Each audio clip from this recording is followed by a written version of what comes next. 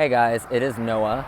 So yesterday I made my first video back into the YouTube community, and today is my second video. Today I am discussing what makes me trans. I've never been good with being a woman. Even when I identified as a lesbian, it never ever felt like me. I really always hate the term. And it's still one of those words that, like, when I hear it I kind of cringe. Not at the lesbian community, but because it's a PTSD thing for me, because I never felt like a woman, and a lesbian implies that I was a girl liking other girls. Something I found a lot with my friends who are not trans, who are cis. I've asked them, even my gay friends, my lesbian friends, my bisexual friends, I've asked them, when you were a kid, didn't you ever wonder about what it would be like, if you were the other gender and stuff? And they've always said no. From the time I was little, I can remember wanting to have a mustache. I can remember wanting to look like a surfer guy that had, the cool, pecs, kind of like Aquaman, pretty much. That's what I want to look like. Or Pollock from Hunger Games is like my inspiration. If I could look like anybody in the world, I'd look like that. But that is what makes me different, is that I always, before I understood what gender was, I knew I didn't want to be what I wanted to be. I wanted to be something different. And I'm still a really, really feminine trans man, but I'm at the point now where I'm comfortable enough to know that just because I am feminine doesn't mean that I'm not trans. And I think a lot in my early transition, I struggled with that because there were so many societal pressures on how I had to transition, how I had to act. And now I love being a huge advocate for the fact that you could be a masculine trans woman, you can be a feminine trans man, you can be whatever it is that you want to be, as long as it's not hurting anybody. Hurt as in not causing physical pain to somebody else.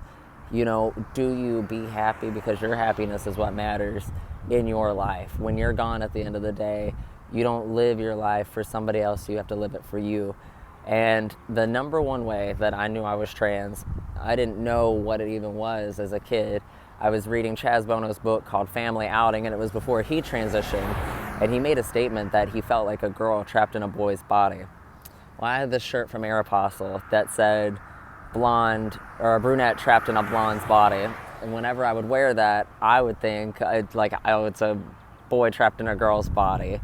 So when I moved to Richmond and got more information on the trans community, I had no idea, that there was anything I could do. I just thought I was meant to be like a butch lesbian, but again, I never liked the term lesbian.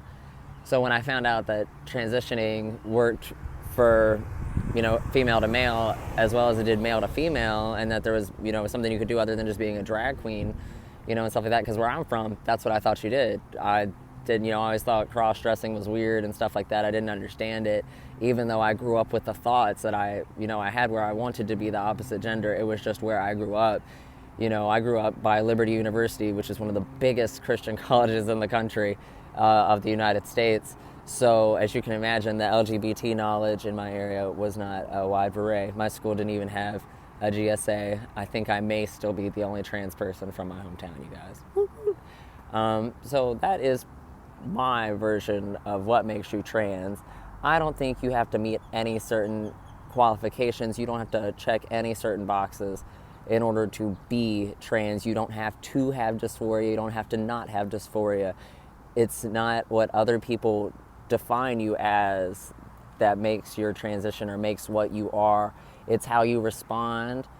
It's that great saying, it's not what you're called, it's what you answer to. And it's up to you, really. You make all the choices in your transition. If you want to be non-binary, be non-binary. It's not the wanting to be it, it's actually embracing that you already are and allowing that self-expression to flow through.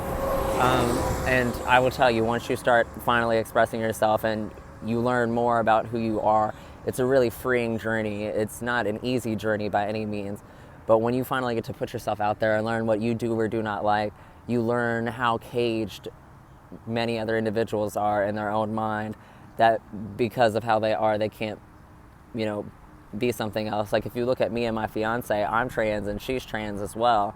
And even in the most twisted of worlds, had I stayed a girl and she stayed a man, we would still be able to be who we want to be with each other, which means if I want to be a woman that dresses up like a man and lives her life as a man, then that's what I get to do, and vice versa with my fiance.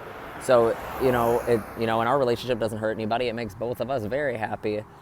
So you just have to remember that it's not about how others perceive you, but about how you perceive yourself, and about being totally comfortable with yourself, accepting where you are right now, but also still having dreams about where you want to be. And that is what makes me trans. I'd love to hear your coming out stories or what makes you trans. Feel free to drop them in the video, in the comment section below. Make sure you're subscribed. Turn that little red button even redder, because I will be putting out, pretty frequent videos, and probably try to make them all around 5 or 6 videos so everybody can get through them. And you'll get to see some cool scenery of Jacksonville. Right now I'm waiting for the bus, so I thought I'd make a cool little video instead of walking and panting and being out of breath. All right, you guys, have a great Sunday or whatever day you may watch this. Be awesome and be beautiful.